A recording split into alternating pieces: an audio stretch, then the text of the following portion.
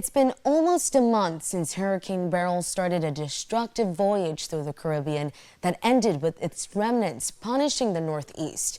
But hurricane activity has calmed down since then. This month, large chunks of dry, dusty air called Saharan dust has put a cap on activity. Ben Lott from National Weather Service at Binghamton says this typically happens in July, so this is nothing out of the ordinary. But he said that the dry, dusty air is expected to let up next month. And with the ocean temperatures continuing to be in the top tier, he's expecting a ramp up in activity in the coming weeks. Here to tell us a little bit about this weather phenomenon we're seeing right now in the active hurricane season is meteorologist Catherine Schwab. Here to break it all down for us. Catherine, we're heading into August, literally just one day away.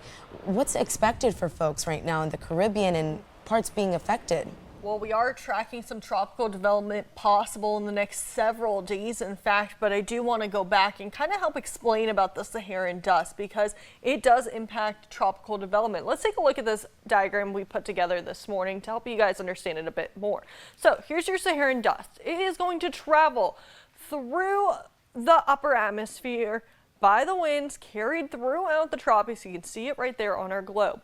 Well, what's that going to do? Well, it's going to move over the warm temperatures above 80 degrees in the Atlantic where there's abundant moisture, some of the tropical ingredients we need to create some hurricanes. Now, when the Saharan dust heads over there, it causes some of the sunlight to be reflected. So that causes some cooler temperatures over the oceans. And on top of that, if you've been in a desert before, you know it. It's going to create some drier air. So it's taking two of the main ingredients we need for tropical development and squashing it.